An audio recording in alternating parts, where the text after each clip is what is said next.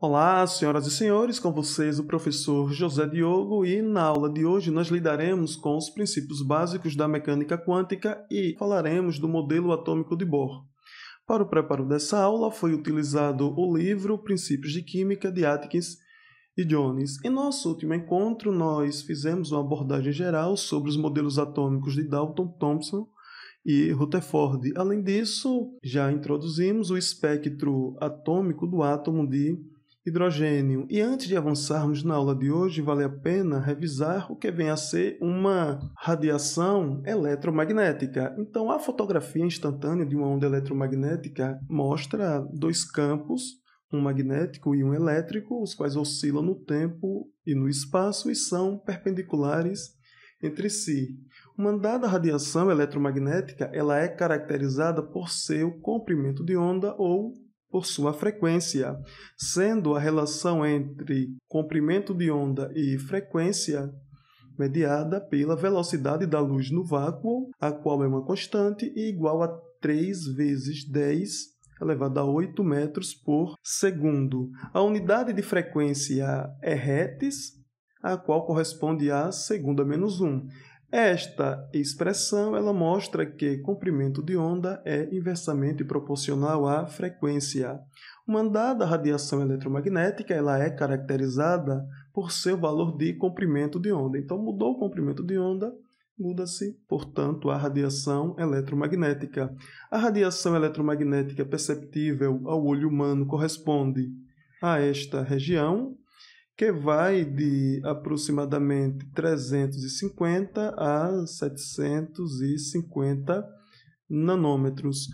A radiação eletromagnética, que caracteriza uma onda do tipo de rádio, tem, por exemplo, um comprimento de onda de 10 a 3 metros. A radiação que caracteriza os raios gamas, por outro lado, tem comprimento de onda da ordem de 10 a menos 12. Se fizermos a luz branca, que corresponde a uma combinação de todo o espectro visível, passar por um prisma de vidro, temos assim um espectro contínuo de luz. Em nossa última aula, nós falamos sobre o espectro atômico de emissão do átomo de hidrogênio, o qual corresponde a um padrão de luz emitido pelo átomo de hidrogênio quando ele passa do estado de menor energia para um estado de energia mais alta e no processo em que os átomos de hidrogênio retornam ao seu estado de menor energia, luz é emitida. E esse registro da radiação emitida pelo átomo de hidrogênio corresponde apenas a uma parte da radiação eletromagnética emitida por ele. Aqui temos um registro mais completo em que temos tanto as linhas espectrais que aparecem no visível, assim como as linhas espectrais que aparecem no ultravioleta. A primeira identificação de que há uma certa tendência nas linhas da região visível do espectro foi feita por Balmer, ainda em 1885. Então, Balmer notou o seguinte: seria possível reproduzir os comprimentos de onda fazendo uso de uma expressão matemática, a qual depende de n, o qual corresponde a um certo número mágico. E a forma moderna da expressão geral é escrita comumente em termos de frequência e depende da constante de Rydberg. Então, fazendo uso desta expressão para reproduzir a série de Balmer, devemos fazer n1 igual a 2 e n2 depende de n1. Então, por exemplo, se quisermos reproduzir este valor, devemos fazer n1 igual a 2 e n2 igual a 3. Para reproduzir esta linha espectral, devemos considerar na expressão de Rydberg n1 igual a 2 e n2 igual a 4 e assim sucessivamente. Então vejam, apesar de termos uma equação que permite reproduzir as linhas espectrais do espectro do átomo de hidrogênio, não se tem até aqui uma explicação a respeito do que este n introduzido na equação significa. E nós iremos fornecer os elementos necessários para entendermos tal expressão. Para reproduzir a série de Lyman, fazendo uso da equação de Rydberg, fazemos n1 igual a 2 e n2 igual a 2 igual a 3 e assim sucessivamente. Vamos aos primórdios da teoria quântica. No final do século XIX, os cientistas estavam cada vez mais perplexos com as informações sobre a radiação eletromagnética, as quais não podiam ser explicadas pela mecânica clássica, ou seja, com o conhecimento que se tinha à época. E um fenômeno interessante é o da incandescência. Por exemplo, um objeto ele brilha com muita intensidade quando aquecido. Um objeto que idealiza a incandescência seria um corpo negro ou corpo quente, o qual é um objeto que não tem preferência em absorver ou emitir um determinado comprimento de onda. E um exemplo de um corpo negro seria uma cavidade dotada de um certo orifício. Podemos ilustrar o fato de que o corpo negro ele não tem preferência em absorver nenhum comprimento de luz, uma vez que se iluminarmos o orifício desta cavidade que representa o corpo negro, a luz irá ser absorvida sem problema.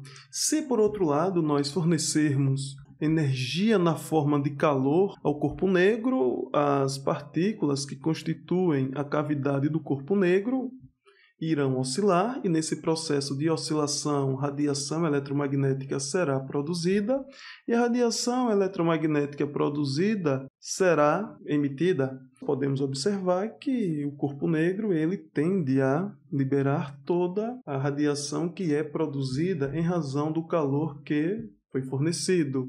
Tanto é que essa radiação que deriva do calor que foi fornecido recebe o nome de radiação térmica.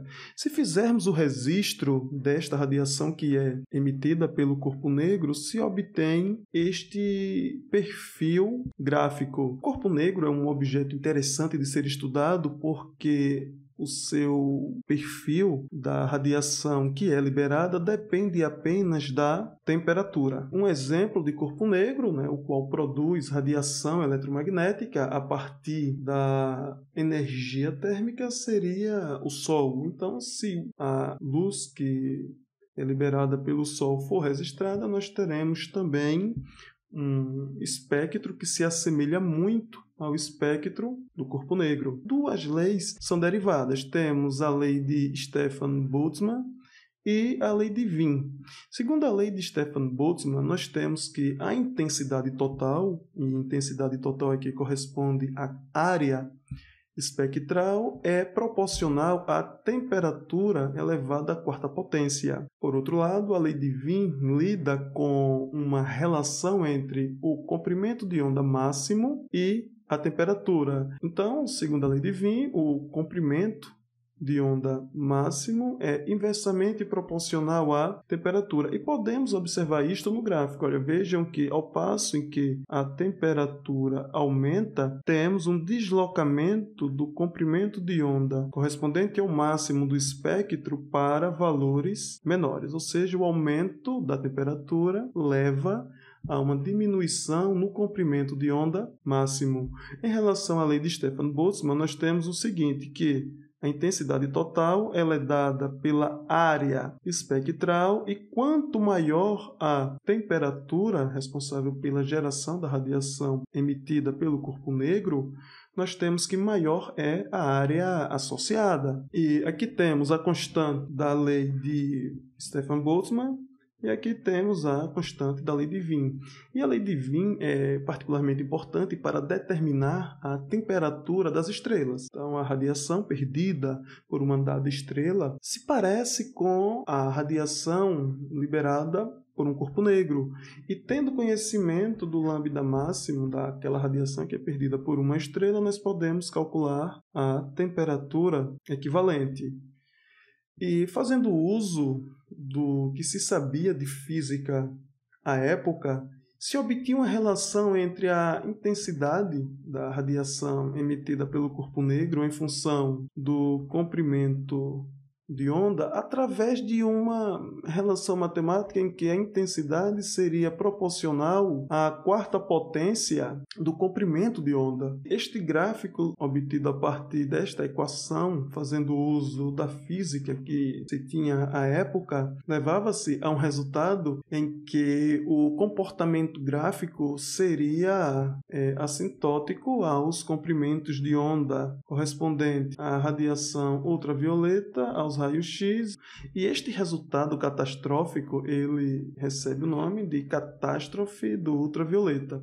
Então é o seguinte, ao passo que deslocamos para grandes comprimentos de onda, estamos deslocando para a região do vermelho. Quando o deslocamento é feito para a esquerda do gráfico, estamos promovendo um deslocamento para a região do azul e ultravioleta. Então, segundo a física clássica, um objeto poderia oscilar com qualquer energia até mesmo em temperaturas baixas. Logo, os osciladores de alta energia poderiam contribuir com a radiação emitida.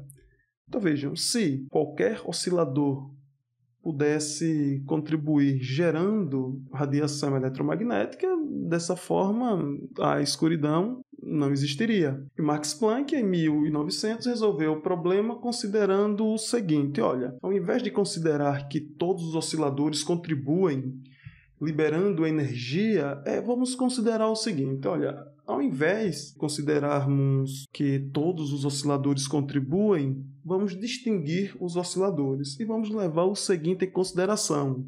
Ao oscilar na frequência Ni, os átomos da cavidade do corpo negro só poderiam trocar energia com sua vizinhança, gerando ou absorvendo radiação eletromagnética em pacotes discretos de energia.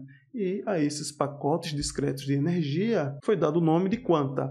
Então, aqui a quantização ela tem a sua origem, a partir do momento em que Max Planck cria uma distinção entre os osciladores da cavidade do corpo negro que poderiam contribuir na geração da radiação térmica. Então, com isso, temos uma associação entre frequência com a qual oscila o oscilador presente na cavidade do corpo negro e energia que é liberada quando tal oscilação ocorre ou energia que deve ser absorvida para que tal oscilação ocorra. Então, a radiação de frequência Ni só pode ser gerada se um oscilador com essa frequência tiver a energia mínima suficiente para começar a oscilar. Nos casos em que temos uma temperatura baixa, não temos, portanto, energia suficiente para estimular a oscilação em frequências altas. Então, ao passo que a física clássica não criava essa distinção quanto aos osciladores presentes na cavidade do corpo negro, daí até mesmo os osciladores de alta energia contribuíam com a emissão de radiação eletromagnética, Planck disse não é bem assim. Ou seja, se o oscilador requer muita energia, é necessário muito calor para fazer esses osciladores liberarem energia. Então, com isso, aquele resultado que corresponde à catástrofe do ultravioleta passou a não ser observado. A lei de Planck, ela exprime a radiância espectral em função do comprimento de onda e da temperatura do corpo negro.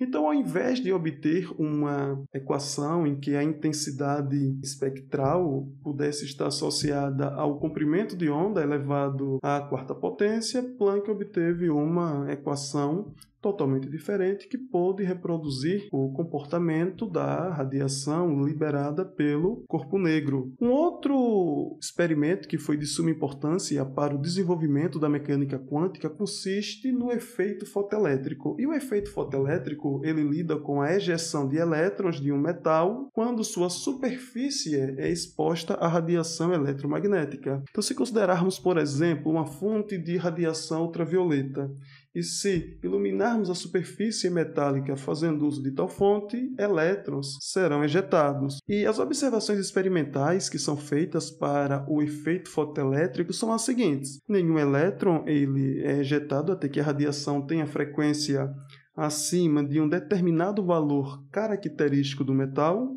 os elétrons são ejetados imediatamente, por menor que seja a intensidade da radiação, ou seja, aqui não temos um tempo de acúmulo de radiação na superfície para que o elétron seja ejetado, ou seja, desde que o elétron tenha aquela frequência mínima, os elétrons serão ejetados imediatamente. E, além disso, a energia cinética dos elétrons ejetados aumenta linearmente com a frequência da radiação incidente. Fazendo uso do que se sabia de radiação eletromagnética, apresentando comportamento ondulatório, o que se esperaria seria um aumento da energia cinética do elétron com aumento da intensidade da radiação. O que se observou foi que a energia cinética do elétron ele não depende da intensidade da radiação, e sim da frequência da radiação. E quem explicou tal experimento foi Albert Einstein em 1905. Para explicar o efeito fotoelétrico devidamente, Einstein mudou profundamente nossa concepção de campo eletromagnético. Mudou de que forma? Ele mudou considerando a radiação eletromagnética como sendo constituída de pacotes de energia denominados de fótons. E Planck já havia fornecido uma expressão que associasse energia à frequência, e Albert Einstein fez uso da expressão de Planck, a qual já fornece uma medida da energia de cada fóton. Logo, segundo essa nova maneira de se tratar a radiação eletromagnética, até então tratada como onda, temos que a intensidade da radiação ela não depende da amplitude da onda. Temos que a intensidade da radiação depende do número de fótons envolvidos. Então, vejam, a energia fornecida pelo fóton é calculada pelo produto Hni, então uma certa energia é fornecida à superfície metálica. Foi observado que essa energia precisa ter um valor mínimo para garantir que os elétrons sejam removidos, e essa energia mínima necessária para ejetar o elétron é denominada de função de trabalho, e o excedente de energia é então convertida em energia cinética. E vejam que a função trabalho ela é característica, de um dado metal e é uma constante. Logo, se fornecermos mais energia através de uma radiação que apresenta maior frequência, temos que esse excedente ainda será convertido em energia cinética. Então, para explicar adequadamente o experimento do efeito fotoelétrico, Einstein considerou a radiação eletromagnética como apresentando um comportamento de partícula. Então, desde que a radiação eletromagnética tivesse energia suficiente, a colisão dos fótons presentes na radiação com os elétrons presentes na superfície metálica já seria suficiente para promover a fotoejeção. E o efeito fotoelétrico ele pode ser traduzido através dessa expressão, em que a energia cinética do elétron que é ejetado é igual à energia fornecida pela radiação descontada a função de trabalho do metal.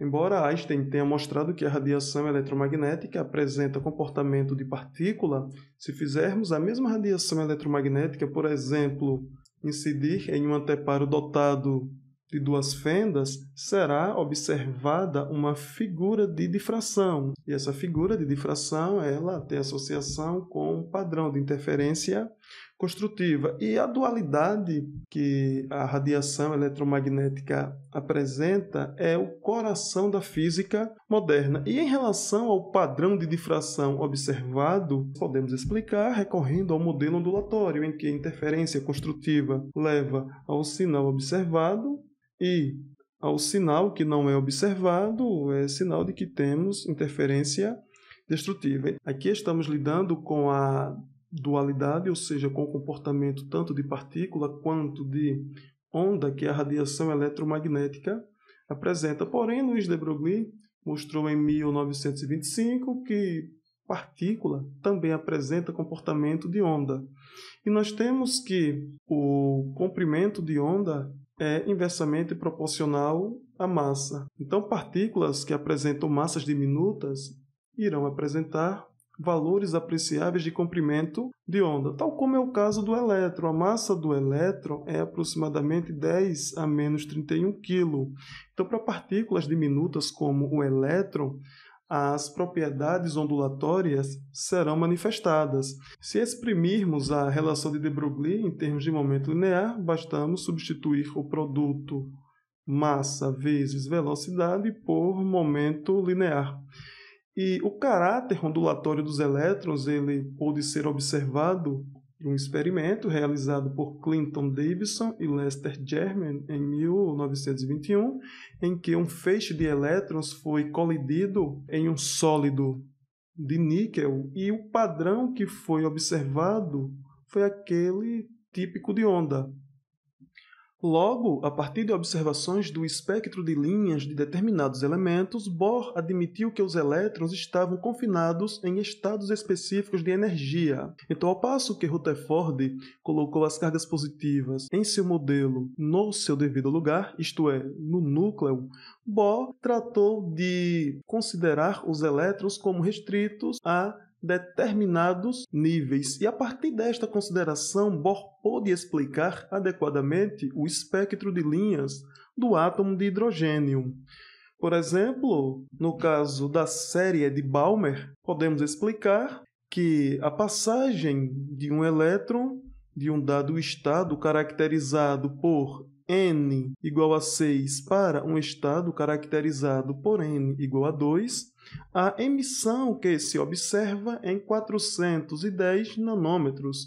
A emissão que se observa, por exemplo, em 434 nanômetros, seria devido a uma passagem do elétron de um estado caracterizado por n igual a 5 para n igual a 2. Notem que toda a série de Balmer está associada à transição do elétron de um dado estado de maior energia para o estado caracterizado por n igual a 2.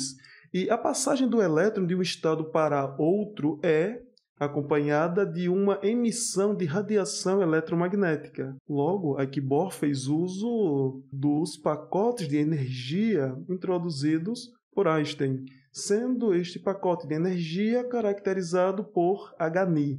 Além disso, Bohr forneceu uma expressão para calcular a energia do elétron em um determinado estado. Sabemos que a equação de Rydberg é dada por Ni igual a uma constante multiplicada por 1 sobre n1 ao quadrado menos 1 sobre n2 ao quadrado. Bohr forneceu que a energia do elétron, quando ocupa um determinado nível, é dada por... Se considerarmos a transição eletrônica de um dado estado caracterizado por N2 para um estado caracterizado por N1, temos o seguinte.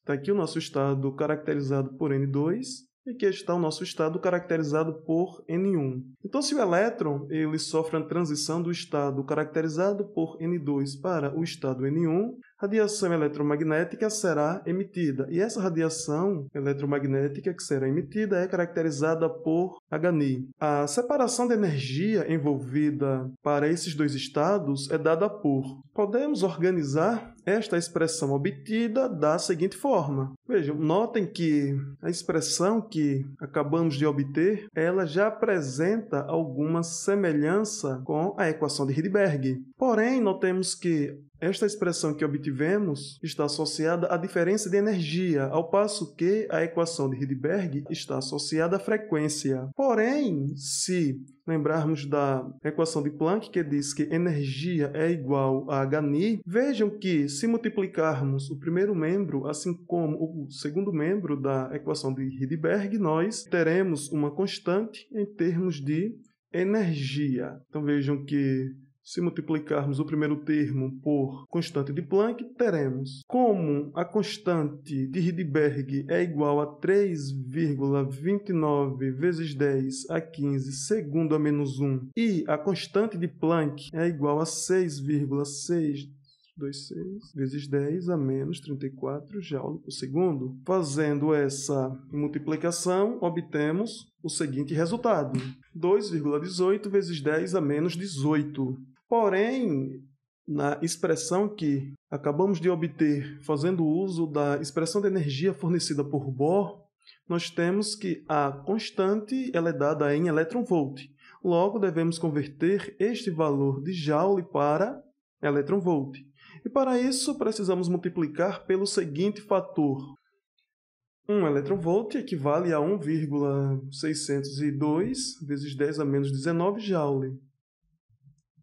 Esta conta fornece o seguinte resultado, ou seja, 13,6 elétron-volts. Logo, se transformarmos a equação de Rydberg de forma a trabalharmos com energia, nós obteremos uma equação semelhante àquela que obtemos quando usamos a expressão de energia fornecida por Bohr.